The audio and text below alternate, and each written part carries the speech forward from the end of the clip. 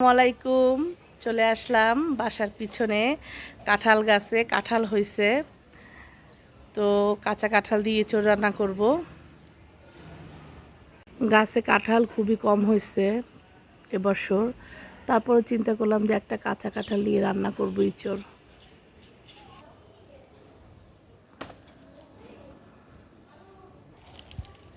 কাঁঠাল কাটা হয়ে গেছে, প্রচুর পরিমাণে কষ পড়তেছে। কষটা পড়া বন্ধ হলে পরে আমরা কাঁঠালটা কেটে নিব।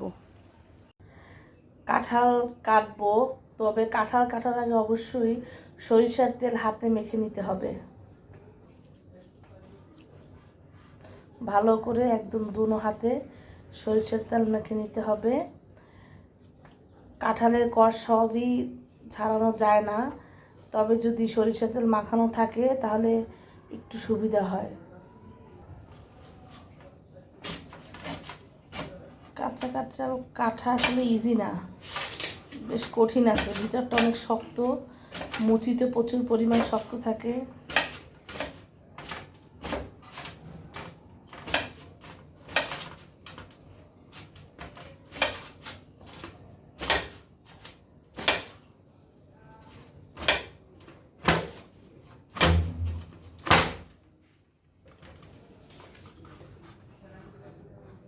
কাঁঠালের ভিতরটা বেশ সুন্দর, একদমই কাঁচা কাঁঠাল। কাঁঠালে বেশ কষ, হাতে তো তেল মাখাইছে, এখন বটিতেও তেল মাখাইতে হবে। বটিও তেল না মাখাইলে কষে ভরে যাবে।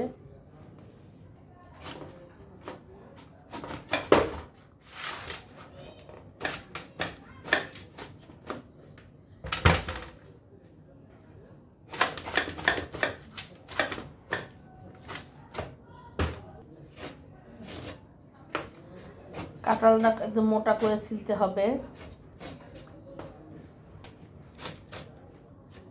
এখন ছোট ছোট করে পিস করে নিব।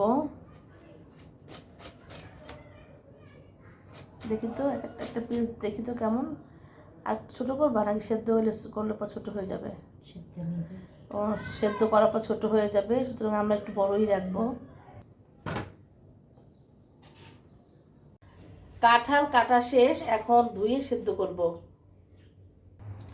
পানিটা একটু গরম করে এখন কাঁঠালগুলো দিয়ে দিব। কোনো লবণ দিব না, লবণ ছাড়াই সেদ্ধ করব।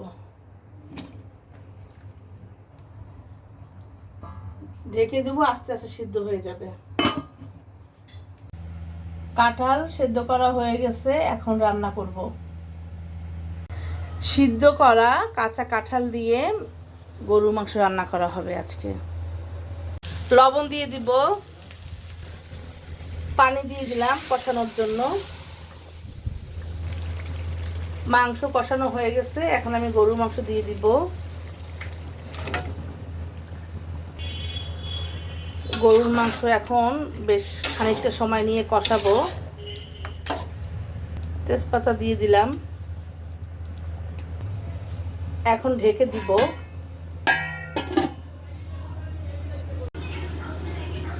মাংস ভালো করে নেড়েচেড়ে দিতে হবে। খুব সুন্দর কষানো হচ্ছে মাংস।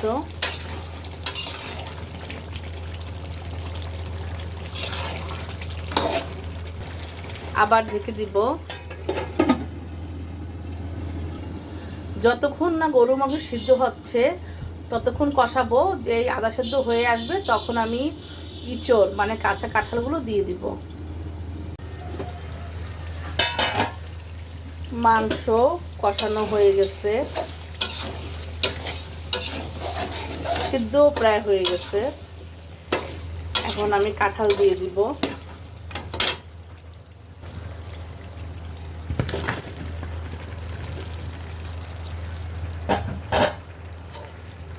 কাঁঠাল দিয়ে দিলাম, এখন ভালো করে নেড়ে চেড়ে কষাতে হবে। কাঁঠাল দিয়েও আমি কিছুক্ষণ কষাবো। গরুর মাংস আর কাঁঠাল ভালো করে নেড়ে চেড়ে দিয়েছি, এখন ঢেকে কিছুক্ষণ কষাবো।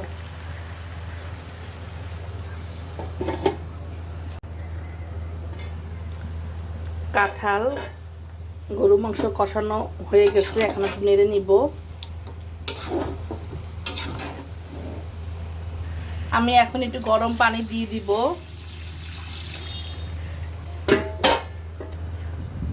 গরম পানি দিয়ে আমি ভালো করে নেড়ে ছেড়ে ঢাকনা দিয়ে দিব।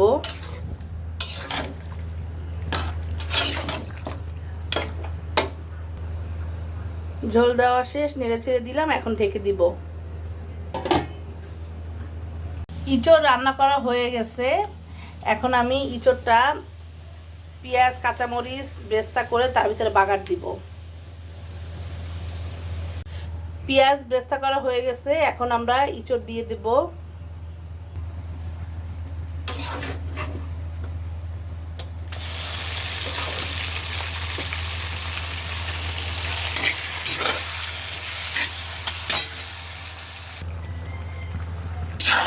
বাগার দিলে পরে যে কোনো জিনিসই বাগার দেওয়ার পরে তার চেহারাই চেঞ্জ হয়ে যায়, ঘ্রাণও আসে, খাবারটা দেখতে অনেক মজাদার লাগে আর খেতেও ভাল লাগে। ইঁচড় রান্না করা শেষ, এখন আমরা তুলে নিব।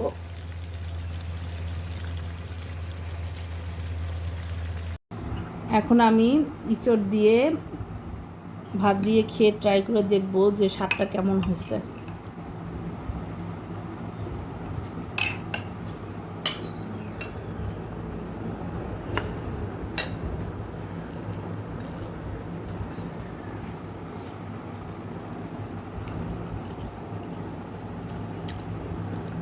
অসম্ভব মজা হয়েছে। ইঁচড় দিয়ে গরুর মাংস, অনেকে ইঁচড় দিয়ে মুরগির মাংস দিয়ে রান্না করে, চিংড়ি মাছ দিয়ে রান্না করে, ডিম দিয়ে রান্না করে, তবে আমার মনে হয় গরুর মাংস দিয়ে রান্না করলে বেশি মজা। আপনারাও চাইলে বাসায় ট্রাই করতে পারেন। আজকের ভিডিও এ পর্যন্তই। আল্লাহ হাফেজ। কড়াই গরম হয়ে গেছে, আমি এখন তেল দিয়ে দিব। গরম তেলে পেঁয়াজ দিয়ে দিব।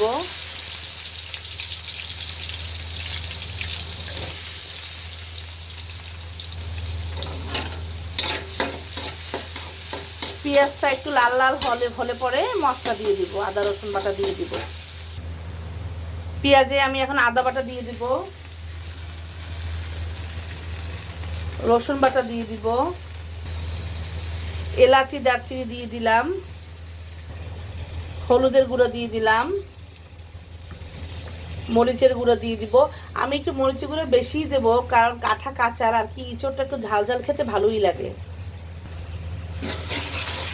এখন নেড়ে দিব।